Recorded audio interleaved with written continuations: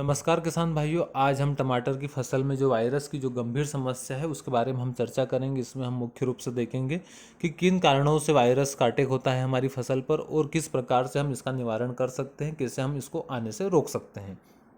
तो हम स्टार्ट करते हैं। अगर आप चैनल पर नए हो तो चैनल को सब्सक्राइब करके बेल आइकन की घंटी को दबा दीजिए। तो दोस्तों, सबसे पहले हम बात कर लेते हैं जो थ्रिप्स, मकड़ी और वाइट फ्लाई हैं, जो टमाटर की फसल के जो मेन जो रस चूसक कीट है, इसका आपको निवारण करते रहना है। इसकी अधिकता आप आपकी फसल पर ना होने दें। तो इसके लिए हम बात कर लेते हैं रोकथाम के लिए। आपको 1 एकड़ एरिया में 7 से 8 येलो चिपचिपे ट्रैप आपको लगा देने हैं और 7 से 8 आपको नीले चिपचिपे ट्रैप आपको लगा देने हैं।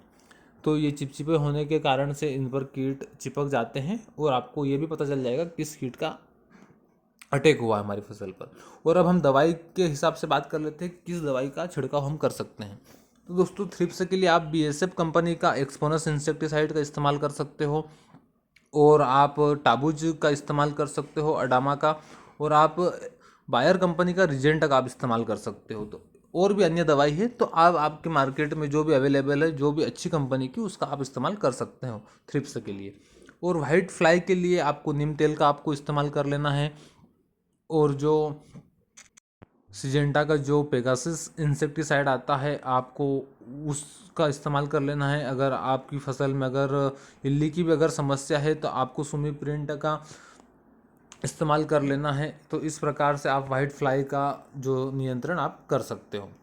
अब हम बात कर लेते हैं कि मकड़ी का आपको किस प्रकार से नियंत्रण करना है, किन दवाई का आप इस्तेमाल कर सकते हो। तो आप ओबेरान का इस्तेमाल कर सकते हो, अबासिन का इस्तेमाल कर सकते हो, सिजेंटा का प्लेयरिंग का आप इस्तेमाल कर सकते हो, गोदरेज का हनाबी का इस्तेमाल आप कर सकते हो, ओमाइट का आप इस्तेमाल कर सकते हो। तो इस प्रकार से आप इन तीनों के लिए ये रासायनिक रूप से आप इनका नियंत्रण कर सकते हो। और अगर आपकी फसल में तीनों है, तीनों की समस्या है और एक बार में आपको ख़त्म करना है, तो आप सिजेंटा कंपनी का जो 360 डिग्री सिमोडिस की जो चर्चा चल रही है, उस इंसेक्टिसाइड को आप इसमें छिड़काव कर सकते हो। रोनफेन का आप इस्तेमाल कर सकते हो। तो दोस्तों, अब हम बात कर लेते हैं जो सेकेंड इसका जो मुख्य कारण है उसकी। आपको वैरायटी का चयन सही करना है। जिस समय पर जिस वैरायटी को लगाने का जो रिकमेंड है उसी समय पर आप लगाएं उसको। ना तो आप 1-1.5 महीना अर्ली लगाएं और ना ही आपको लेट लगाना है, ताकि जो वैरायटी का जो तापमान से जो लड़ने की क्षमता है उसमें वो रहकर अच्छे से आपकी फसल सुरक्षित रहेगी। अगर आपको अर्ली अर्ली लगा देते हो उसको और आप लेट लगाते हो तो उससे वायरस की समस्या आपको देखने को मिलेगी। पौधे में क्लाइमेट से लड़ने की क्षमता कम हो जाती है। अब जो तीसरा इसका जो मुख्य कारण है वो ये है कि पौधा स्ट्रेस में आ जाता है। और पौधा अगर तापमान की वजह से अगर स्ट्रेस में आ रहा है तो यह बहुत गंभीर समस्या है। तो पौधा स्ट्रेस में कैसे आ जाता है? जैसे बरसात के मौसम में लगातार तेज धूप गिरना, 35 डिग्री तापमान कंटिन्यू 25-30 दिन तक अगर है, 20-25 दिन तक, तो आपको वायरस देखने को मिल जाएगा।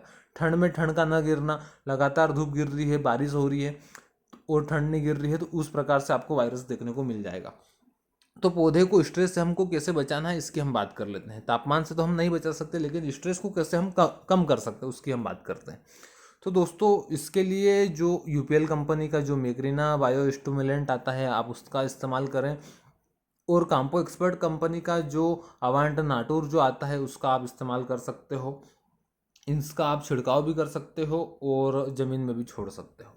और जो काम्पो एक्सपर्ट कंपनी का जो गोल्ड ब्लैक है उसका आप इस्तेमाल करें, फिक्सल का आप इस्तेमाल कर सकते हो।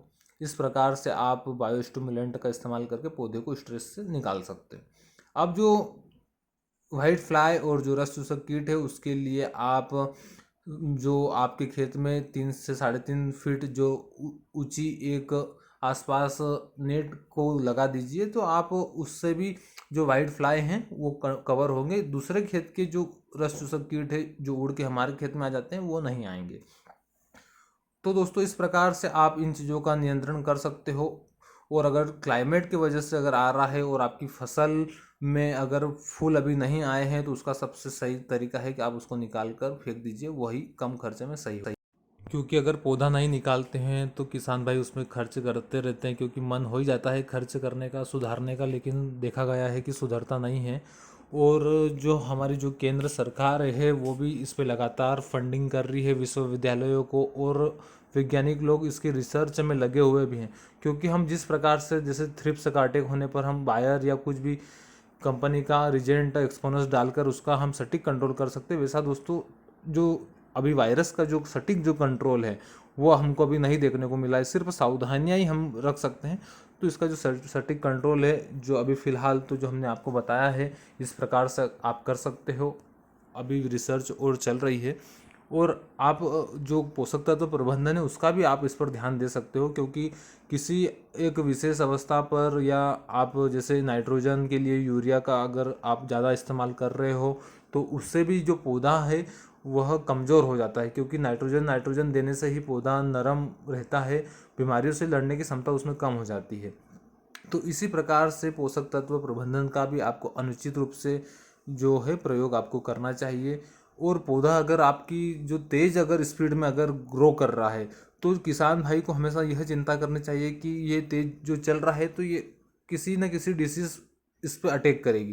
तेज़ चलना बुरी बात नहीं है, लेकिन हमको उस पर फिर और एक्स्ट्रा ध्यान देना पड़ता है कि हम इसमें किसी भी पोषक तत्व का प्रबंधन कम ना करें, या किसी भी दवाई का जो छिड़काव है वो लेट ना करे, समय समय पर अगर आप करोगे तो वो तेज भी चल रहा है तो उसमें डिसीज और जो रस चूसक जो कीट है वो उसका अटैक नहीं होगा।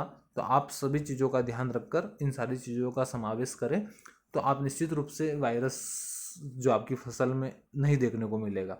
और अगर आपको अगर आपको ड्रिंचिंग किस प्रकार से करें टमाटर की फसल में या लौकी खीरा गिलकी में, और जो इल्ली की जो समस्या है या वाइट रूट की जो समस्या है, उत्पादन कम मिल रहा है, फ्लावरिंग की अगर समस्या है किसी भी फसल में, तो आप हमारे होम पेज पर बहुत सारे वीडियो बने हुए हैं तो उनको आप प्ले लिस्ट में जाकर देख सकते हो।